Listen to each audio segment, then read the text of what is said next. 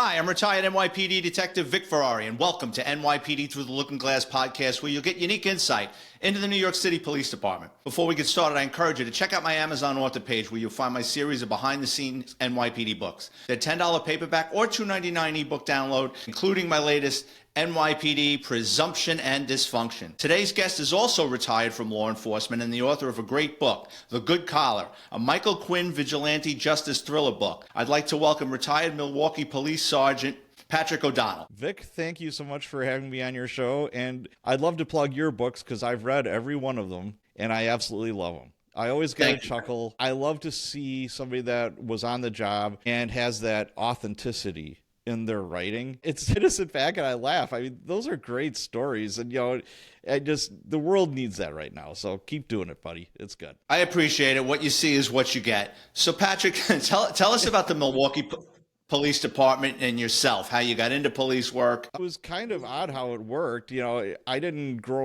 wasn't born with like a badge and a gun in my hand. I wasn't a part of a legacy family. I'm Irish, so I guess there was a part of that where, it's either I'm going to be a politician, a firefighter, or a cop, and I hate politics and I don't like heights, so boom, I guess I'm going to be a cop, but I grew up in Chicago as a kid, and I saw the blue lights flashing. I saw, in the squad cars, I saw the Chicago coppers doing their jobs on the regular. And as a kid, you're just fascinated by that. I mean, it draws you like a moth to a flame. It's so cool, and they were your heroes growing up. There wasn't a lot of the anti-police, BS that's going on, the last how many years. You were taught to respect the cops. Your parents were like, man, you better not talk back. They're going to whoop your ass. And then I'm going to whoop your ass when you get home. There's going to be it's like, oh my, I'm going to make a complaint, blah, blah, blah. They're like, you deserved it. That kind of thing. So, I had nothing but respect for the coppers. And then I think the big thing was I was like maybe 11, 12 years old, and they did a search warrant on our neighbor's house. And you know what it's like being in a big city. The houses are like right up against each other. I mean, it's close quarters. And I still remember it like it was yesterday. I was at the kitchen. We had a big window in the kitchen, and we could see the neighbor's house really well. They had a side door. And before I know it, I see these cars, like these squads, rolling up in front of our house. I'm like, did we do something wrong? I don't think so. Right. And before we know it, there's coppers in tack gear. And, one guy had a shotgun. The other guy had an M16. Pointed at the neighbor's house. And I'm like, oh, well, at least it's not our house. I'm like, Mom, check this out. And she's like, oh my God. She's got the Irish accent, the whole thing. And before I know it, they got the ram. The door comes down. They're pulling people out. And I'm just like, this is the coolest shit ever, man. I got to do this for a living. So fast forward, I'm in college. I did an internship with the Milwaukee County Sheriff's Department. And it's funny because I didn't want to be in Milwaukee. I wanted to be in Madison because all my buddies were in Madison, and it would just be a summer of fun. And I interviewed with the Madison PD, and they're like, well, most of our interns are Rhodes Scholars. You're going to write 6 papers while you're here. And I'm like, that's not me. I've gotten kicked out of college twice already. I'm on my final here. So I went back to my professor. He says, you need to be in Milwaukee. And I'm like, all right. Didn't know a soul, didn't have a place to stay. And I'm just like, sure, why not? And I was sold. I fell in love with it. That was with the Sheriff's Department. And we had some dealings with the city, and I'm like, well, the city is a lot cooler. The sheriff, you had to stay in the jail for a lot of years before they'd let you out on the street. This is before there was correction officers. So I didn't want to be in jail forever. And if you wanted to promote, boom, you go back to jail. You got to do your time there. It would be nothing to work 10, 15 years back then before you saw any kind of street work. Yeah, I wouldn't do it. No, so that's why I wound up in the city. This is back in 95. It took me, I was on the waiting list for 4 years. Back then, I mean, you know what it was like. It was highly competitive. People really wanted these police jobs. And boom, I took the test from Milwaukee. I did the physical, the PT, all that kind of good stuff. And I'm like, well, I hope I make it. Then I got a letter in the mail 4 years later. Hey, we're going to be doing your backgrounds, just so you know. We're going to be talking to your neighbors, your family, your teachers, all that good stuff. And I'm like, oh, this is getting very real right now. Maybe I won't be selling cars the rest of my life. So yeah, I was very, very happy to get on there, and I couldn't have been happier. How many members in the Milwaukee Police Department? When I got on, we were budgeted for just a little under 2,000. We're a city of 600,000, and we're budgeted for a little under 2,000 cops. So it's a smaller city. How many police stations did you have? We had 7 district stations, like satellites, all throughout the city, and we call them district stations. And we had one big, District 1 was downtown. That was the PAB, the Police Administration Building. That's where the chief had his little kingdom. That's where some specialty units were out of, all that kind of good stuff. So you got hired in the mid-90s. What kind of firearms were you issued back then? We just transitioned to the Glocks, the 40 Oh, okay. caliber Glocks. It was the Model 22, and they redid the triggers. They called them New York triggers. I always meant to ask you about that. The trigger weight was like 7 or 8 pounds. I mean, it was hard to pull those things back. They called them New It's York funny. triggers. It's funny you should say that because, well, the NYPD didn't want us to have semi-automatics forever. I mean, I got hired in '87 and we were using 38s, the wheel guns, and then, there was a couple of shootings where guys ran out of bullets and Right. lost their lives.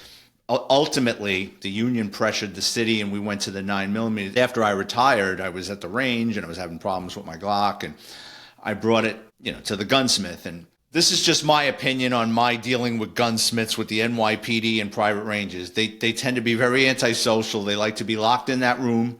They don't like people. And he looks at it and he goes, all right, I'll take a look at it. And then he calls me back. He goes, what the hell is with this, with the tension on it? And once I explained I was retired NYPD, then all of a sudden he was my best friend. Oh, well, I'm going to, because like you said, it's like 7 or 8 pounds per pressure. And then like he put like 4 pounds or 3 pounds per pressure. He changed the spring on it and stuff. Yeah. Then he was looking to buy it. He goes, oh, when were you active? And I said, oh, so this was down at ground zero. Then all of a sudden, we were pals. Okay. Yeah, but the NYPD, the trigger, it was very difficult. Yeah, for a young man, no problems. For an old arthritic guy like me, it's not a lot of fun. I don't like those real heavy trigger pulls. And again, like what you were saying is the city was fighting against it. They didn't want us to have semi-automatics. And they had Ruger 357s, the wheel guns. But they didn't let them use 357 bullets. You had to put 38 special bullets in there. Yeah, there was something with transit too. I remember when I first got hired with the 38s where transit cops carried different kinds of ammo because they thought that it was going to ricochet around down in the subway. I don't know how many shootings were down in transit. I don't think many, but there was that paranoia about it. Right. I mean, it's funny how politics rears its ugly head with any of this kind of stuff, and it's all optics. We, for the longest, were trying to get patrol rifles. We had Remington 870 shotguns forever. I mean, there was shotguns in those squads that were older than me. I mean, they were ancient. And, the rack was like in the middle, and cops being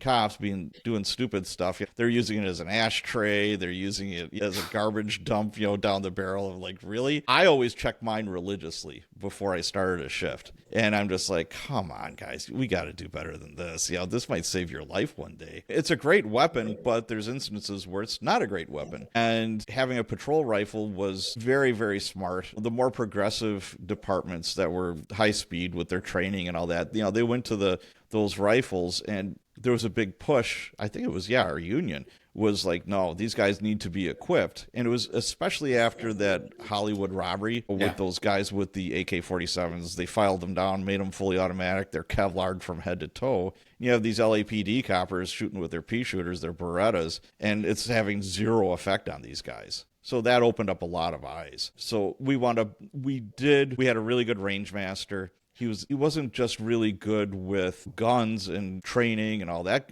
He was very good at talking to the chief and saying the right things, and excellent at testifying. If you have a range, because if you have an officer involved shooting or something like that, the range master is going to be there. And boy, sometimes that makes or breaks your case. If you have if they can articulate very well, boy, that's golden. But we did wind up getting them. But the chief, she was just a wackadoodle when it came to it, because she's like, well, there's this pump rifle. And he's like, pump rifle? Well, they're used to using the pump, for the shotgun. He's like, no, ma'am, this is not the same thing. This is, and he explained it to her. And finally she came around. And like anything else, it comes down to budget. Every district station wound up with like 5 or 6. And you all shared them. And it was kind of a pain because you had this ginormous Pelican case that you're hauling around, with all of your other stuff. So it was, I will say, the best training I've ever received on the department. It was 4 days. You're shooting inside, you're shooting outside. We had EOTechs for sights and iron sights. And I tell you what, they put us through the paces. They would run us to get our heart rates and blood pressure up like you were in a foot chase. It was it was some of the best training. I think I shot over 1,000 rifle rounds in 4 days and probably about 600 pistol rounds because you're doing a lot of transition stuff. So yeah, kudos to that. So during my time with the NYPD, we drove around in Chevy Caprices and the old Dodge Diplomats. Yeah. What did you guys have when you first came on? When I first started, it was the Chevy Caprices. We call them the land boats or barges or whatever. You felt like you were... And we didn't have computers in the cars when we first started. Did you? That came probably about 84, 85, about a year or two before I got hired. But it was like one car in each precinct had a mobile digital computer, and that was a cash register. Because if you got into a car with that and you're punching plates, especially we were average over 150,000 stolen cars a year, it's like putting quarters or nickel slots. You're going to get a hit, and it's going to be off to the races, So guys that were active always trying to squeeze into one of those cars. And then it became, the more, I guess, the city opened up the contract, and then each precinct had 3 or 4 of them in there. Yeah, when I first started, it was the big old Chevy Caprices, the big bathtubs, and there was no computers. So, there was a ton of room in those things, just a ton. And then we had a couple of old Dodge, Plymouth Furies. I didn't like those that much because it was the single bench seat. So if you have a driver that's short and the passenger is tall, you're eating your kneecaps all night long. It just sucked. You know what? I said Diplomat. You're right. It might have been a Fury. Yeah. So I misspoke because I know there'll be 30 NYPD guys who'll say it was Grand Fury. Keep listening, guys. I corrected myself. But yeah, we like any big city, you don't throw anything out, including the cars. You drive them until the wheels are falling off. You have to. Our fleet was hurting, though. It was really bad. We had a citizen call in a couple of years ago, and she said, I think there's some police impersonators in my neighborhood. And it's like, why do you think that, ma'am? Well, there's a squad car there. There's a rust hole like I could see into the trunk with. I'm like, no, that's one of our cars, man. But yeah, we had those cars. We didn't get computers probably, 95 for about 4 or 5 years at least. It was just something they didn't want anything to do with, to tell you the truth. But we didn't have computers in the district stations either. We hand wrote all of our reports and used carbon paper. Yeah, and when you're talking about the computers, because then they have to be serviced. They break down. And we had a great communication section. And my good friend who listens to this podcast, Kevin, who met in the police academy, he wound up as a sergeant in the communication section. So whenever I had a computer car, I could call him up, bring it down. And he'd have 2, 3 guys. And, basically the way it was, you drop the car off and you might not get it back for a week or 2. I would call my buddy up. So it has... the more time you do, the more people you meet, the more contacts you have on the job that'll be willing to do you a favor. Absolutely. And, just one more thing about the cars. We did get those Caprices with the LT1 engines, the Corvette engines. Did you ever get those? Oh, wow. No. The highway guys, our Highway 1 guys probably had something like that, but not the patrol guys. Oh, we had those for a couple of years and they stopped because a lot of squad cars get wrapped around trees because, you guys don't know how to handle the horsepower. Yeah. Oh, man, it was like driving a race car. It was a Corvette engine. Yeah, it's like 450 horsepower or something crazy like that. And it's especially you guys have a lot of snow. Oh, yeah. So you start screwing around with that horsepower with slush or black ice, and you're going for a Kentucky sleigh ride. Absolutely. But boy, those were fun times. One of the funnest parts of the job was chasing cars. And we would get in car chases every night. It was so much fun. Oh my God. That's what I love most about my time with the NYPD. How many homicides did you guys average a year? When I first started, we were right around 200. And we were about 200 homicides and a little over 1,000 non-fatal shootings. For a city of 600,000, that's a lot. Yeah. And it was usually in one of three districts or all three districts. It's funny how that works. There were certain parts of the city where you almost never had a homicide. And then there was other parts of the city like where I started and where I worked for a while, it was a nightly thing. If you didn't have a shooting and or homicide, it was a very, very slow night. You just expected it. Well, obviously the detectives handle that. What was the path in Milwaukee PD to join the detective bureau? Well, everybody when you get out of the academy, you go to patrol right away. Right. You're in a car. That's a little bit different than New York. I remember talking to you about that. We were on foot. Well, you used to be on foot. I don't know now. Right. But no, you're in a squad car. You do 6 weeks of field training with your FTO on whatever shift.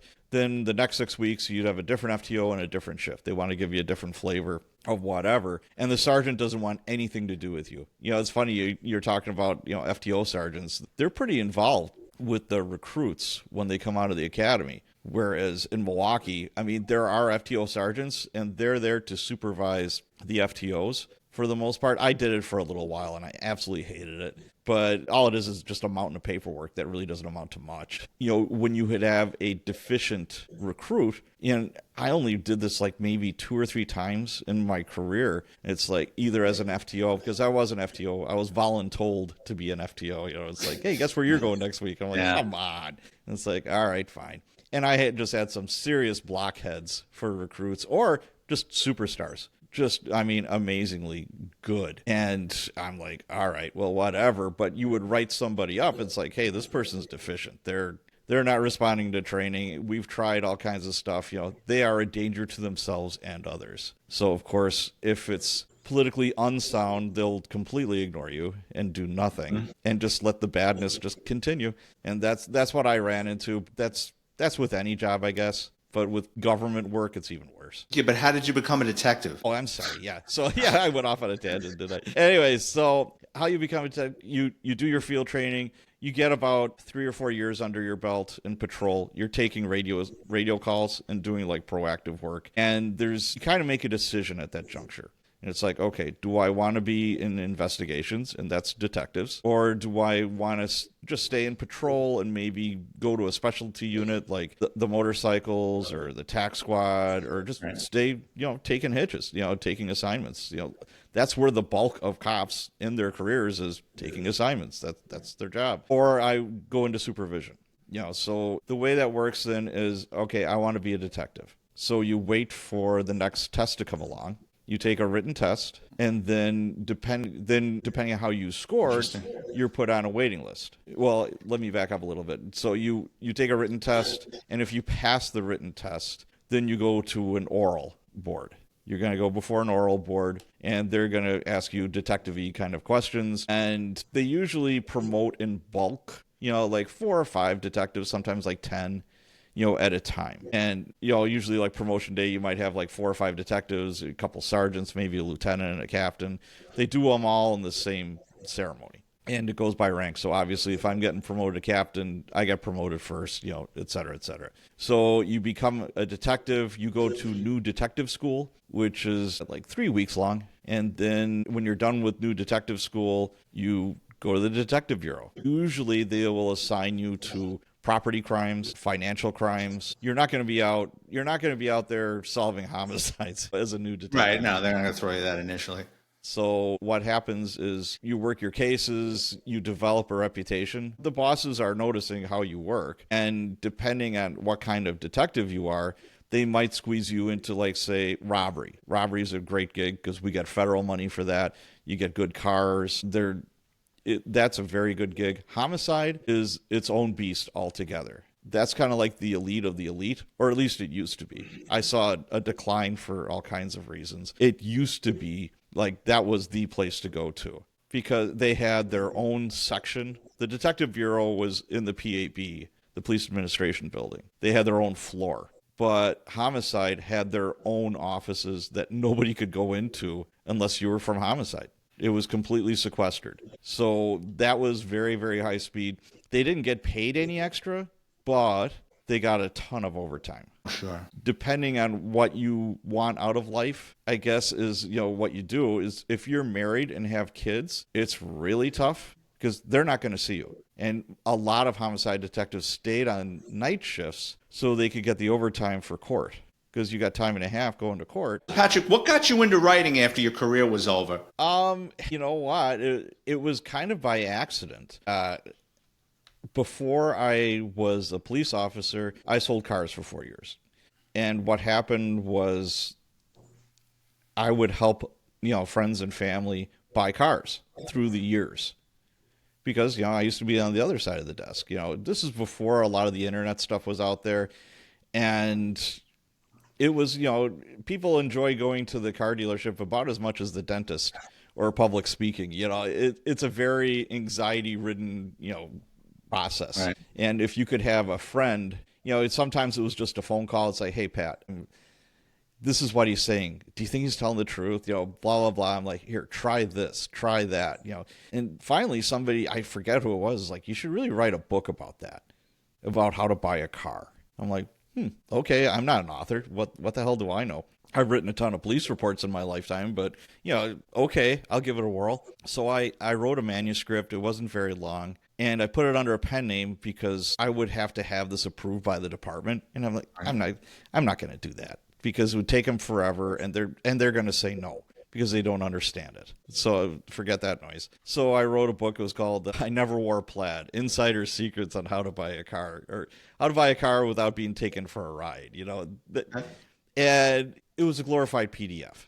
But I had a buddy that had a friend that was in the publishing business, and she had a New York agent. She said, hey, I'm going to New York next week. I'll pitch this. My buddy gave it to her, and he says, I love it. I'm like, really? Wow. Okay. She says, I think this could really sell. And I'm like, no kidding. So, I go to International Autos that night. I'm looking at the Mercedes and the Audis and all the cool cars, and I'm like, man, I'm going to be rolling in the dough. Then the next day, my buddy calls me and says, hey, sorry. I'm like, what are you sorry about? He said, yeah, we had a big blow up last night. His friend that was going to pitch my book. And I'm like, all right. So I give her a call. I'm like, hey, I hope this doesn't influence our relationship. What happened? She said, no, I already threw your manuscript in the garbage. F you. If you're friends with him, I don't want anything to do with you. Okay. So then I was listening to podcasts, and I found out that you could publish your own books. You could put them up on Amazon yourself. I didn't know that was a thing. So I put it up on Amazon, and it sold. I was never more shocked than anybody. So that's how it started. I started going to writers' conferences, especially there's indie author conferences. And inevitably, the gold is at the cocktail hour or the dinner hour or in the hallways, just having conversations with people. And by then, I wrote like 3 more books that had nothing to do with police work. And they're like, you know what? Everybody's coming up to you and asking you police questions. It's inevitable. Everybody's going to find out you're a cop, and you should just write a book about that. So I'm like, okay. So I wrote this ginormous book called Cops and Writers, and it was for authors who wanted to write realistic police stories.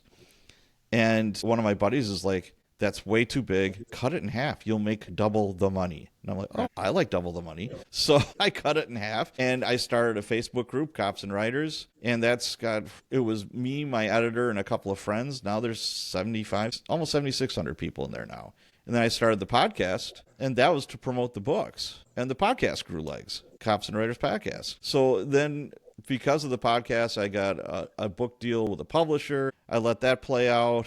That was 4 books ago. And then the latest, The Good Collar, no traditional publisher wanted it because it was too dark, they said. And I'm like, I don't care. I'll throw it up myself. So that's how it just unraveled. Well, tell us about your new book, The Good Collar. Well, The Good Collar is a story of a Milwaukee police sergeant, write what you know, that's on the gang squad. Life is good. Everything is awesome. He's got a great crew. He's got good bosses. He's probably in his early 30s. Him and his wife have been trying to have kids. It hasn't been going so great. She surprises him. She takes him out to dinner in a so-so neighborhood, but she wanted to go to this one restaurant that all of her girlfriends were talking about, and she lets him know that, hey, I'm pregnant. It's a celebratory dinner now. Everybody's happy. They're walking back to the car. They get jumped. She's dead. He's in a coma. And, after he's in a coma for a month, he misses the burial of his wife and unborn child. He falls into a pretty dark hole, lots of drinking, stupid stuff. He's on the verge of getting fired. And at the same time, there's a police chaplain that's trying to help him. And what he doesn't know is this police chaplain is a vigilante killer. He rights all the wrongs. It's kind of like Dexter. You know, if you're a fan of Dexter, you're going to love this book. Yeah. It's even a little bit darker because, you know, everybody loves the police chaplain. He can move in and out of crime scenes without question. He can't have access to any part of that police administration building. Everybody loves him, and it's not unusual to see him in court with like a family. It's not unusual to see him helping out cops. It's not, but he's getting older and he's looking for an apprentice. So in order to save the main character's job, it's like, you know what, the chief don't like you. There was an off-duty incident involving booze in a bar, and a fight. And, which is always what happens, as a sergeant, unfortunately. That's what I had to go to a lot because booze and relationships and all that good stuff that's the career killer right there. Anyway, so what happens is he's like, okay, this aging police chaplain has cancer. He's on his way out. He says, I'm going to save your pension. You can still be a police employee and you keep your pension, but you're going to have to carry on with my work. You're going to have to right all the wrongs. And the reason why he's using him as a chaplain was, he was a good Irish Catholic boy and he went to seminary when he was in high school. But he had to leave because his dad died of cancer at a younger age, and he had a family butcher shop, so he's good with knives. So he had to help out in the butcher shop when he was in high school and quit the seminary. Plus, he liked girls, so he wasn't down with that whole thing. But he had the religious background, so it wouldn't be questioned too much. And, of course, there's two of the killers that, killed his wife and almost killed him, got away on a technicality in court. So the subplot is he's going after these two guys that killed his wife, and he doesn't care what happens to him. He has to take care of them. And at the same time, this police chaplain is more or less his mentor in how to kill people and get away with it. When did you release the book? January 18th. And how were sales? Sales are good. I'm running a special this week. It's the 18th, 19th today? 19th, March 19th. It's for the next 2 or 3, I think until the weekend. I have the Kindle at 99 cents. Oh, okay. I tried e-reader news, and I did what they call a promo bundle. Hello Books and Bargain Booksy as well. What versions is the book available? It's paperback? E-book, yeah, paperback, ebook, and hardcover. I went hardcover. This is the first time I ever did a hardcover. This is the hardcover. Move it over a little bit. Oh, cool. That came out nice. Yeah, it did. I was very pleased with it. Who does your covers? A guy in Indonesia. I can't pronounce it. I call him Izzy. I cannot pronounce his name. So he's known. Oh, Zizi. Zizi is his name. And I found him on 99 Designs. If you're ever looking for a good cover, I highly recommend 99 Designs. It is a little on the pricey side. It's like $400. And what happens is say, okay, I've got this concept for a story. And then you give them maybe 10 covers that are in that genre. And it's like, what can you come up with for me? And it becomes a design competition. You're going to have all these different book designers competing for your business. So you get a bunch to choose from. I've used 99 Designs a few times, and that's how I found my guy ZZ, because of 99 Designs. That's cool. Yep. Glad it worked out for you. I deal with a company in Canada, but I might give that a shot. Patrick, could you please hold up a copy of your book again and tell our listeners the name and where they can pick up a copy? The Good Collar. Available on Amazon. I'm Amazon exclusive right now. I'm going to keep it that way for a while. And as long as sales are good, I don't want to jinx it. And you get paid for the page reads. It's in Kindle Unlimited. Right. So that's kind of the deal you make with the devil. Yeah, you do. I mean, the paperback isn't exclusive. Knocked me over with a feather. One of my Cops and Writers books is in the Harvard bookstore. And I'm like, that's as close to Ivy League as I'm ever going to get in my lifetime. So, I bought a copy, and I've got the receipt from Harvard bookstore. I almost fell over. I was laughing my butt off. What's the name of your podcast and your Facebook page where our listeners can get a hold of that? It's all Cops and Writers. On Facebook? Yep, Cops and Writers. And on YouTube? Yep, YouTube as well. You betcha. All right, Patrick O'Donnell, thank you so much for spending this time with us today. Thank you, Vic. As always, it's so much fun chatting with you. Always a good time, my friend. I appreciate it. And as always, I'd like to thank everyone for tuning in, especially my listeners in Dublin, Ireland, Kansas City, Missouri, Adelaide, South Australia, Seattle, Washington, Dubai. There's a ton of people in Dubai that listens to this podcast, and Hackney, wherever that is. If you work in law enforcement or have an interesting criminal background, please drop me a note on Twitter, Instagram, VicFerrari50. If you enjoy watching on YouTube, please hit the like and subscribe button. It helps with the algorithm. If you enjoy the content, just check out my Amazon author page. Type in my name, Vic, Ferrari like the car, where you can preview all my NYPD books for free, including NYPD Presumption and Dysfunction. Thank you all again, and I'll have another episode out next week.